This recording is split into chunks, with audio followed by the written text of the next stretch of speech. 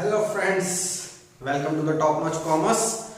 और आज हम एक नई सीरीज स्टार्ट करने वाले हैं 12th कॉमर्स अकाउंट्स के लिए। तो 12th कॉमर्स अकाउंट्स में मैं फर्स्ट टॉपिक या फर्स्ट चैप्टर जो ले रहा हूं वो ले रहा हूं partnership fundamental. That is first chapter is accounting of partnership firms fundamentals. मतलब पार्टनरशिप फर्म के बारे में बात करेंगे, उसमें अकाउंटिंग कैसे होती है उसके बारे में बात करेंगे। तो this chapter will give you the complete knowledge about the accounting of partnership firm। Partnership form के हमारे पास 6 चैप्टर लगभग हैं इस 12th क्लास के सिलेबस में, और वो 6 के 6 चैप्टर आपको पार्टनरशिप समझ में आना चाहिए तभी आएंगे। मतलब फंडामेंटल आपको समझ में आना चाहिए तभी वो अगले चैप्टर, क्योंकि वो सारे चैप्टर एक दूसरे से लिंक हैं। तो ऑब्वियसली हमको ये पूरी सीरीज जो 6 के 6 चैप्टर हैं उसको समझने के लिए फंडामेंटल आना जरूरी है।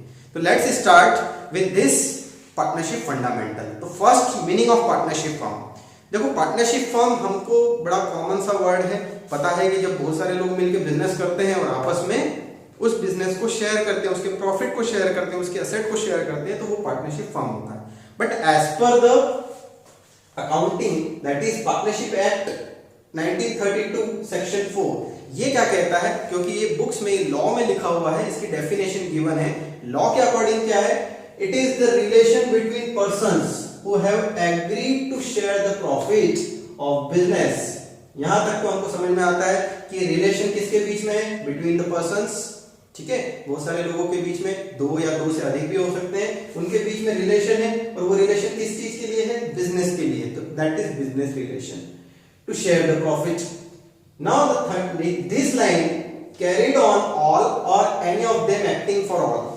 ये क्या बोल रहा है कि वो बिजनेस या तो कोई पार्टनर एक अकेला रन कर सकता है, मतलब वो रन कर रहा है, बाकी लोग प्रॉफिट जरूर शेयर करेंगे। They are not interfering in the business.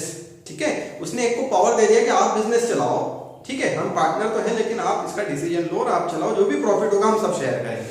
तो it is acting carried on all or any of them acting for all. मतलब एक कोई पर्सन एक्टिंग फॉर ऑल कर रहा है, वो सबकी तरफ से डिसीजन ले रहा है, या फिर सब लोग मिलके भी डिसीजन ले सकते हैं, सब लोग मिलके भी उस बिजनेस को हैंडल कर सकते हैं। तो दोनों में से कुछ भी हो सकता था। एज पर दिस एक्ट, ये डेफिनेशन है। वैसे भी हमको अपने नॉर्म्स में, अपने वर्ड्स में अगर हम बात करें कि पार्टनरशिप क्या है, तो बड़ी आसान वर्ड्स में हम लिख सकते हैं कि it is a business done by the all or member of person with mutual agreement, mutual relation, और वो प्रॉफिट शेयरिंग के लिए करते हैं। अब इन्हीं चीजों को या इसी डेफिनेशन को मैं कैरेक्टरिस्टिक्स या फीचर्स में और पॉइंट वाइज एलोबरेट करें तो इसका एक्सप्लेनेशन और ब्रॉडर हो जाता है। तो फर्स्ट फीचर या एग्रीमेंट क्या है? फर्स्ट फीचर और कैरेक्टरिस्टिक्स क्या है? Number 1 is agreement. What is agreement? Agreement मतलब जब भी पार्टनरशिप होती है तो उनके बीच में ओरल या रिटन एग्रीमेंट होता है। ठीक है, या तो ओरल होता है या रिटन होता है। इसके बारे में हम बात करेंगे कि क्या होता है दोनों में फर्क। तो ओरल एग्रीमेंट मतलब दोनों ने बातचीत करी, हम बिजनेस स्टार्ट करेंगे, 2 या 3 लोगों ने स्टार्ट किया बिजनेस, और हम इतना प्रॉफिट शेयर करेंगे, इस रेशो में शेयर करेंगे, हमारी ये कैपिटल रहेगी, एंड इस तरह से कई सारे पॉइंट्स पे वो एग्रीमेंट कर लेते हैं और बिजनेस स्टार्ट कर देते हैं। तो there is a always agreement either oral or an written. Second is minimum and maximum number. Yes, minimum number कितने? 2 होने चाहिए। मैक्सिमम नंबर कितने हो सकते हैं पार्टनरशिप फर्म में? 50 हो सकते हैं। ठीक है, तो 50 मेंबर्स पार्टनरशिप फर्म में मैक्सिमम लिमिट है। Then third, lawful business. ये बिजनेस लॉफुल होना चाहिए। इलीगल बिजनेस में पार्टनरशिप फर्म मान्य नहीं होगी। आपने इलीगल बिजनेस किया, कोई स्मगलिंग कर रहे हैं, उस बिजनेस के लिए पार्टनरशिप फर्म ये एक्ट अप्लाई नहीं होगा। Fourth, carried on all or any of them acting for all. जो मैंने अभी यहां पर आपको एक्सप्लेन किया कि इसका मतलब क्या होता है कि दो या तो कोई एक पार्टनर सबकी तरफ से काम कर सकता है या सारे लोग भी काम कर सकते हैं। यहाँ काम का मतलब ये है कि ये कौन सा रिलेशन कहलाता है? It is called a principal agent relationship. Principal agent relation क्या होता है?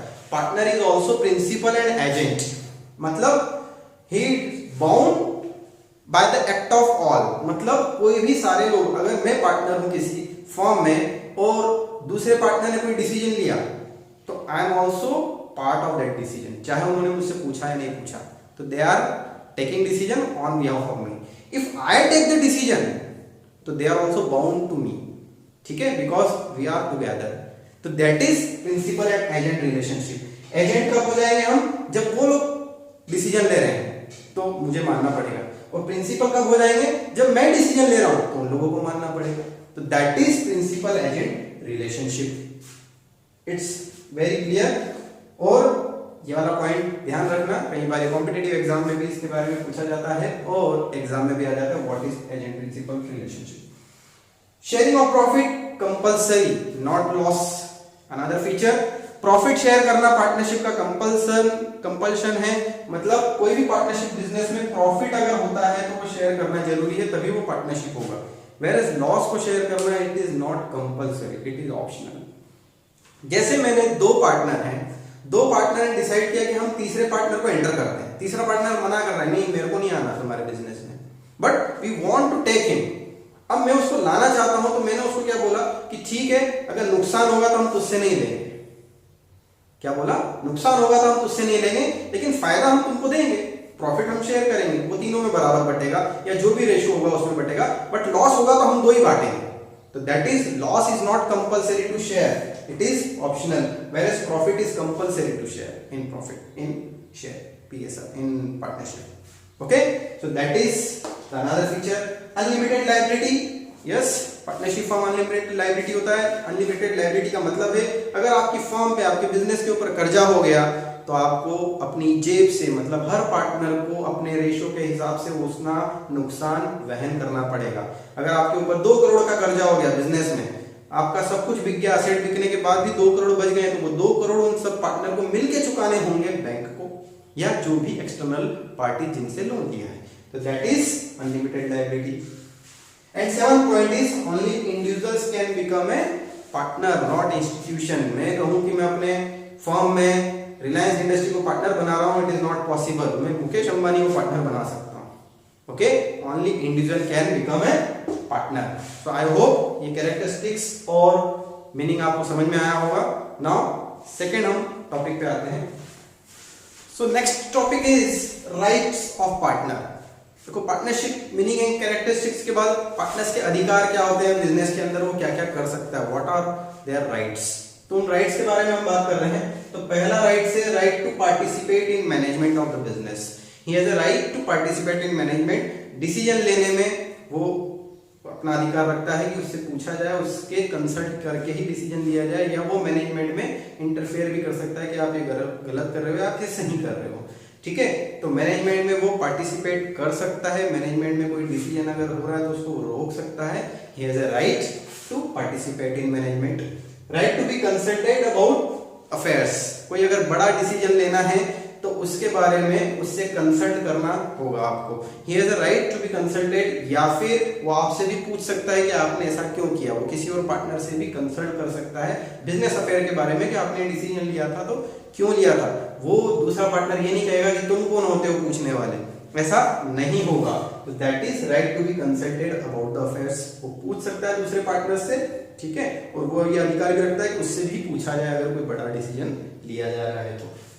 इंस्पेक्ट बुक्स ऑफ अकाउंट, उसके ऊपर पूरा अधिकार है उसके पास कि वो कभी भी बुक्स ऑफ अकाउंट्स को चेक कर सकता है, अपने अकाउंटिंग को देख सकता है, बिजनेस में क्या चल रहा है, अकाउंट्स में क्या हो रहा है। कोई भी उसको मना नहीं करेगा कि आप बुक्स को हाथ नहीं लगाएंगे। ठीक है, तो that is right of inspection of books of accounts. Share profit, obviously partner है तो उसका ऊपर उसका राइट है कि वो शेयर करे, प्रॉफिट में उसकी हिस्सेदारी रहेगी। He has a right to share profit not loss. Okay, जैसे हमने पिछले इसमें पढ़ा है कंपलसरी नहीं, तो वो केस अगर होगा तो वो सिर्फ प्रॉफिट शेयर करने का ही अधिकार है, उसको प्रॉफिट में अधिकार वो मांग सकता है कि मेरा शेयर कहाँ है, मुझे दीजिए। Right to act according to his best judgement. ठीक है, इन केस ऑफ इमरजेंसी, जैसे कि बिजनेस में आग लगी, ठीक है, और वहां कोई नहीं, दूसरा पार्टनर नहीं है, सब रात में, और उसको पता लग गया तो वो क्या करेगा, दूसरे पार्टनर से नहीं पूछेगा, वो तुरंत जो भी उसका बेस्ट जजमेंट होगा, एम्बुलेंस बुलाना है या फायर एम्बुलेंस बुलाना है, व्हाटएवर, जो भी फायर ब्रिगेड को बुलाना है, तो वो जजमेंट वो क्या करेगा, according to his best judgement लेगा। ठीक है, और उसके जजमेंट को बाकी, बिकॉज प्रिंसिपल एजेंट का रिलेशन है तो बाकी लोगों को भी मानना पड़ेगा। तो act according to his best judgement for the benefit of business. Business को नुकसान से बचाने के लिए या बिजनेस के फायदे के लिए वो अपना judgement in case of emergency ले सकता है। Right to allow admission of new partner, he has a right to deny and allow both. ठीक है, सिर्फ अलाउ नहीं, वो डिनाई भी कर सकता है कि ये एडमिशन इस नए पार्टनर को हमको नहीं लेना है। तो अगर सारे पार्टनर अगर एग्रीड नहीं होंगे तो नए पार्टनर का एडमिशन नहीं हो सकता पार्टनरशिप फर्म में। Right to retire from the firm, ये द राइट। अगर उसको नहीं जम रहा है तो वो कुछ नोटिस पीरियड होता है, अगर एग्रीमेंट उन्होंने किया हुआ नोटिस पीरियड का, तो उतना नोटिस पीरियड देके वो फर्म से अपना रिटायरमेंट ले सकता है, मतलब वो अलग हो सकता है फर्म से। बाकी लोग चाहे तो कंटिन्यू करें, अदरवाइज बिजनेस बंद करें। ठीक है, तो ये है right to retire from the firm also. Right to indemnify against payment made, जैसे कि उसने इमरजेंसी में क्या करा था, फायर ब्रिगेड बुलाया था, कुछ लोगों को बुलाया था, वाटर टैंक बुलाया था, और उन सबका पेमेंट उसने कर दिया। किसके बिहाफ पे? फर्म के बिहाफ पे। तो ये वाला जो पेमेंट उसने किया है वो क्षतिपूर्ति जो है वो कौन करेगा? उसको फर्म करेगी, और ये उसका राइट है कि वो उसका पैसा फर्म से ले सकता है। क्यों ले सकता है? सपोज कि अगर आग लग गई तो ऑब्वियसली उस समय उसने टैंकर बुलाया है, फायर ब्रिगेड बुलाया, उनका पैसा जो है वो पैसा उसकी जेब से गया है, तो वो अपनी जेब से क्यों देगा? फर्म के लिए उसने किया है, तो वो पैसा वो फर्म से देगा। तो इंडेमनीफाई मींस क्षतिपूर्ति का पैसा वो फर्म से लेने का उसका अधिकार है। अगर कुछ फर्म के कारण उसको अगर कोई हानि भी हुई है तो वो भी वो ले सकता है। ठीक है, right to get interest on loan given to the firm, अगर एग्रीमेंट में इंटरेस्ट की बात हुई है और इंटरेस्ट का रेट डिफाइंड है तो उस रेट पे उसको इंटरेस्ट मिलना चाहिए। किस चीज पे? जो उसने फर्म को लोन दिया है। कई बार फर्म क्या करती है, पार्टनर से ही लोन ले लेती है बजाय बैंक या एक्सटर्नल पार्टी के। तो अगर पार्टनर के पास एक्स्ट्रा पैसा पड़ा है, उसने फर्म को दे दिया, तो उस पैसे पे उसको लोन पे इंटरेस्ट लेने का राइट है। अगर एग्रीमेंट है तो वो उतना सर्टेन परसेंटेज, एग्रीमेंट नहीं है तो 6% उसको मिलना ही चाहिए। 6% is the as per the 1932 act section, जो भी सेक्शन है उसके अकॉर्डिंग उसको 6% इंटरेस्ट ऑन लोन मिलेगा, जो हम अभी डीड में पढ़ेंगे। ठीक है, तो हम नेक्स्ट अब डीड पे आते हैं। What is partnership deed and what are the content of partnership deed. Okay, now come to the next point, next topic, partnership deed. So what is partnership deed? Deed is a written agreement between the partners. Written agreement क्यों करते हैं कि कभी कोई dispute अगर होता है तो डिस्प्यूट के केस में क्या करना पड़ेगा? कोर्ट में जाना पड़ेगा। कुछ विवाद हो गया, डिस्प्यूट हो गया तो कोर्ट में जाना पड़ेगा, और कोर्ट में जाओगे तो आपको कोर्ट बोलेगा कि आपका एग्रीमेंट क्या था, उस एग्रीमेंट के हिसाब से वो कोर्ट डिसीजन लेगा। तो एग्रीमेंट जब रिटन एग्रीमेंट होता है तो रिटन एग्रीमेंट में कुछ पॉइंट्स कई सारे हो सकते हैं, बट कुछ कॉमन पॉइंट्स हैं, उसको हम डिस्कस करते हैं। तो what are this common points? तो नंबर 1, उसका कंटेंट में नंबर 1 क्या आता है? Number 1 is a description of partners, name, address वगैरह वगैरह। ठीक है, डिस्क्रिप्शन ऑफ द पार्टनर, कौन क्या है, उनकी एज क्या है, मतलब personal detail. Second is description of the firm, firm क्या है, कौन सी फर्म है, फर्म का नाम क्या है, फर्म का एड्रेस क्या है, कहां वो प्लेस्ड है, फर्म का ऑफिशियल एड्रेस क्या है। तो फर्म का description, that is name, address, place of the business. Now that is third point. Now principal place of the business, that is same. Then nature of business, nature of business, आप किस तरह का business करना चाह रहे हैं, manufacturing business करना चाह रहे हैं, ट्रेडिंग बिजनेस करना चाह रहे हैं, या उस ट्रेडिंग बिजनेस में आप किस चीज का ट्रेडिंग करना चाह रहे हैं, ग्रेन ट्रेडिंग करेंगे या फुटवेयर ट्रेडिंग करेंगे, व्हाटएवर। तो नेचर ऑफ बिजनेस भी आप उसमें डिस्क्राइब करेंगे।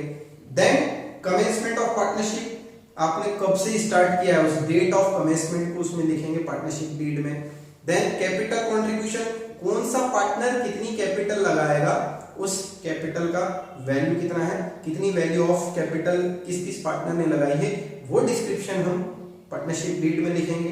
Then interest on capital and interest on drawing, क्या पार्टनर को इंटरेस्ट पे कैपिटल पे इंटरेस्ट मिलेगा, अगर मिलेगा तो कितना परसेंटेज मिलेगा, नहीं मिलेगा तो इस पॉइंट को हम लिखेंगे ही। सेम इंटरेस्ट ऑन ड्राइंग, अगर पार्टनर ड्राइंग करता है तो पहले तो हमको ये लिखना होगा कि ड्राइंग की लिमिट क्या है, कितना कैपिटल का सर्टेन परसेंटेज वो ड्रॉ कर सकता है, विड्रॉ कर सकता है फर्म से एज ए ड्राइंग, और उस ड्राइंग पे कितना इंटरेस्ट चार्ज करेगा फर्म पार्टनर को। ठीक है, तो interest on capital is a payment made by the firm to the partner. ठीक है, पार्टनर को फर्म देती है interest on capital, where interest on drawing partner से फर्म लेगी।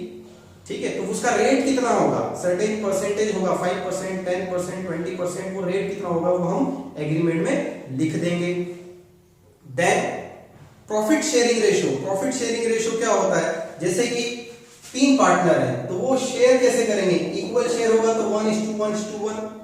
अगर सपोज उनका शेयर है कि नहीं हम इस शेयर में करेंगे 5:3:2, या कहा कि हम दो पार्टनर हैं 60% एंड 40% के, तो this is called profit sharing ratio. ठीक है, तो वो रेशियो हम इस तरह से उसमें लिखेंगे कि ये पार्टनर्स हैं वो किस रेशियो में अपना प्रॉफिट शेयर कर रहे हैं। ये परसेंटेज टर्म में भी हो सकता है, न्यूमेरिकल टर्म में भी हो सकता है। ठीक है, तो जैसा भी आपको उचित लगे वैसा आप पार्टनरशिप डीड में लिख सकते हो कि हमारे बीच में प्रॉफिट शेयर होगा वो किस रेशियो में होगा, तो उसका रेशियो हम लिखेंगे। देन इंटरेस्ट ऑन लोन, अगर पार्टनर ने फर्म को लोन दिया है तो उस लोन पे इंटरेस्ट कितना मिलेगा पार्टनर को, वो सर्टेन परसेंटेज 12%, 10% और व्हाटएवर वो मिलेगा, तो कितना परसेंट मिलेगा वो पर एनम हमको इंटरेस्ट लिखना होगा।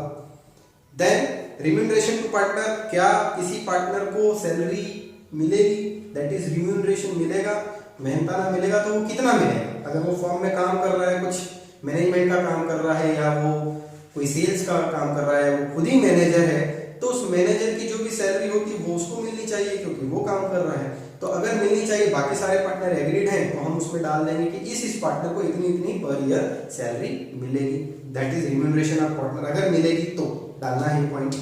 वैल्यूएशन ऑफ गुडविल, गुडविल क्या होता है अभी हम आगे के चैप्टर्स में पढ़ेंगे। What is goodwill? गुडविल हम सिंपल मीनिंग समझ लेते हैं कि रेपुटेशन ऑफ बिजनेस को हम वैल्यू में कन्वर्ट कर देते हैं कि बिजनेस हमारा 4 साल हो गए, 4 साल में हमारा बिजनेस बहुत ग्रो हो गया, तो हम उसकी गुडविल की वैल्यू निकाल लेते हैं। तो वो गुडविल की वैल्यू किस मेथड से निकालेंगे वो भी हम पार्टनरशिप डीड में डाल देंगे। ठीक है, अभी गुडविल चैप्टर हम आगे पढ़ने वाले हैं, तो डोंट वरी अबाउट दिस कि क्या होता है क्या नहीं। वैल्यूएशन ऑफ असेट्स, किस मेथड से हम असेट की वैल्यू करेंगे? The manner in which asset of the firm shall be valued in case of the reconstitution. Reconstitution जब होगा फर्म का, मतलब कोई नया पार्टनर आता है या कोई पार्टनर रिटायर होता है, तो उस समय आपको क्या करना होता है? रीवैल्यूएशन करना होता है असेट्स एंड लायबिलिटीज का। तो आप उसको करेंगे तो कैसे करेंगे? उसका मेथड क्या होगा अगर वो वैल्यूएशन करना है तो उसका क्या मेथड होगा वो भी आप यहीं पे डाल देंगे कि हम उस समय इस परसेंटेज असेट्स को डेप्रिशिएट करेंगे, अप्रिशिएट करेंगे, व्हाटएवर, तो वो भी हम पहले ही डीड में डाल देंगे। Then settlement of account, in case dissolution होता है, फर्म बंद होती है, तो फर्म बंद होने पर हम अकाउंट का सेटलमेंट कैसे करेंगे? ठीक है, वो भी हम इसमें डाल देंगे कि अगर फर्म बंद होती है तो हमको इतना इतना हमको सेटलमेंट ऐसे ऐसे करना है। तो किस तरह से होगा, किस मेथड से होगा, वो मेथड भी हम यहाँ डाल देंगे। अकाउंटिंग पीरियड हम 31 मार्च अप्रैल से मार्च चलाएंगे या जनवरी से दिसंबर चलाएंगे या दिवाली से दिवाली अकाउंटिंग करेंगे, वो किस पीरियड की अकाउंटिंग करेंगे, नॉर्मल चीजें वो हमको डालना होगी। Then rights and duties of partner, कौन पार्टनर क्या क्या करेगा, उसकी ड्यूटीज एंड उसके राइट्स हम मेंशन कर देंगे यहाँ पर। राइट्स, कॉमन राइट्स तो अभी हम पढ़ ही चुके हैं कि क्या क्या राइट्स होते हैं। इसके अलावा भी और कोई राइट्स अगर आपको डालने हैं तो आप डीड में डाल सकते हैं, और ड्यूटीज भी आप डीड में डाल सकते हैं कि इसका ये एरिया ऑफ वर्क रहेगा, ये ड्यूटीज रहेंगी, आपको ये फुलफिल करनी है other than the normal duties.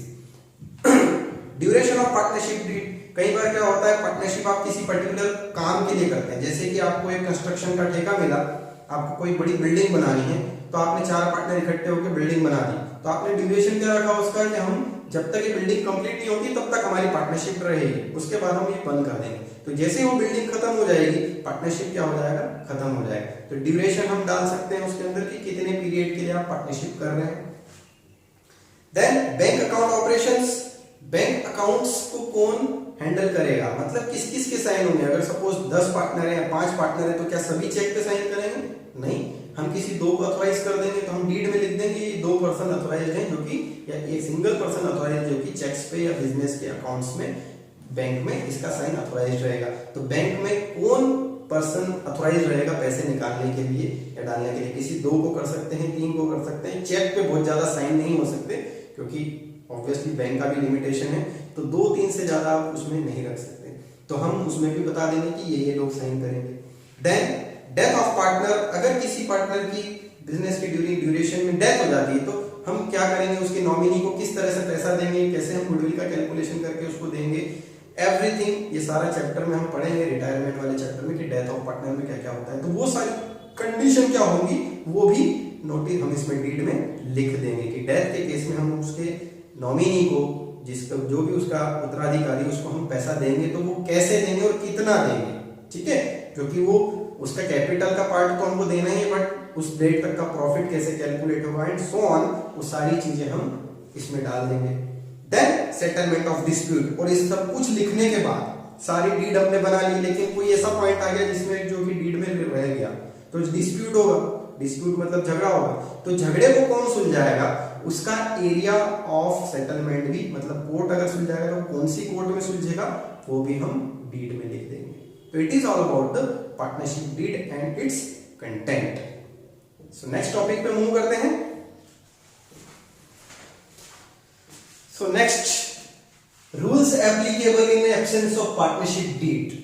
Mainly वो रूल्स जो कि एज पर पार्टनरशिप एक्ट 1932 के अकॉर्डिंग अप्लाई होते हैं। कब? जब आपने पार्टनरशिप एग्रीमेंट नहीं किया है in written form. Written form में नहीं किया, आपने ओरली एग्रीमेंट कर लिया, ठीक है, तो कोर्ट या फिर कोई भी लॉ लीगल इंस्टीट्यूशन उसको नहीं मानेगा आपके ओरल वर्ड्स को, वो रिटन चीज मांगता है। तो अगर आपने रिटन एग्रीमेंट नहीं किया और डिस्प्यूट हुआ तो क्या क्या होगा?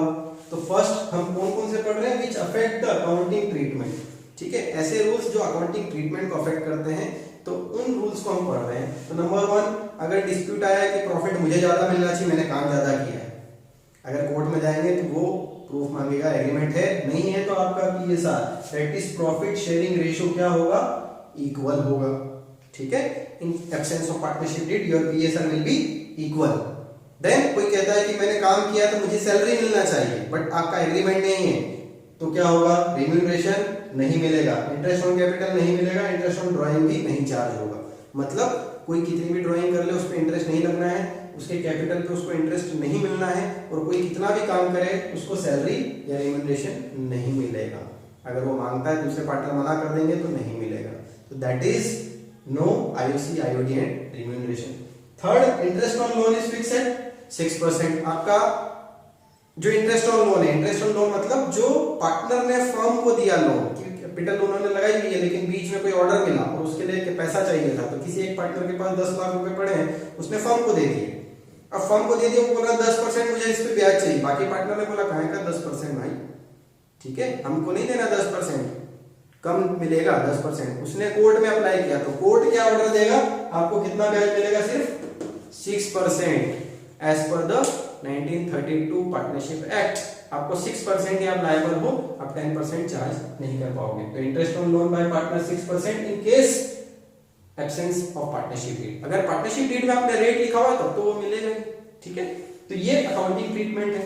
अदर प्रोविजंस क्या है, minor can be admitted, minor भी एडमिट हो सकता है, पार्टनर बन सकता है, अगर पार्टनर्स चाहे तो, सारे पार्टनर चाहे तो माइनर भी, माइनर मतलब 18 साल से कम का कोई भी पर्सन पार्टनर बन सकता है। रजिस्ट्रेशन इज ऑप्शनल, आप फर्म का रजिस्ट्रेशन कराएं, मतलब फर्म को रजिस्टर कराएं, it is optional not compulsory in case of partnership firm. Companies में कंपलसरी होता है, वेयरएज पार्टनरशिप में इट इज ऑप्शनल होता है, तो उसको फर्म को रजिस्टर नहीं कराएं तो चलेगा। Bye death of partner firm dissolve, ठीक है। और अगर आपने एग्रीमेंट नहीं किया है तो किसी भी एक पार्टनर के डेथ होने पे उस फर्म को बंद माना जाएगा, या कोर्ट उसको बंद करने का डिसीजन दे सकता है। हाँ, अगर बाकी के पार्टनर कहते हैं कि हम इसको चालू करना चाहते हैं तो वो डिसॉल्व करके फिर से बिजनेस स्टार्ट कर सकते हैं। तब this is the way in case of absence in partnership, ठीक है। तो दिस इज, मैंने सारे आपको, बहुत सारे पॉइंट्स होते हैं, अगर आपको कुछ बुक्स में होंगे जाएंगे तो आपको बहुत सारे लंबे चौड़े 10, 12, 15 पॉइंट्स मिल जाएंगे कि क्या क्या होते हैं, तो आप वो भी पढ़ सकते हैं। बट मैंने आपको सिर्फ वही बताया जो आपको अकाउंटिंग ट्रीटमेंट में काम आने वाले। तो these are the accounting treatment clauses. So this is the end of this lecture. और अब इसके बाद हम न्यूमेरिकल पोर्शन में जाएंगे, न्यूमेरिकल पोर्शन पढ़ेंगे, इस अकाउंटिंग को और आगे बढ़ाएंगे, पार्टनरशिप फर्म की अकाउंटिंग हम स्टार्ट करेंगे।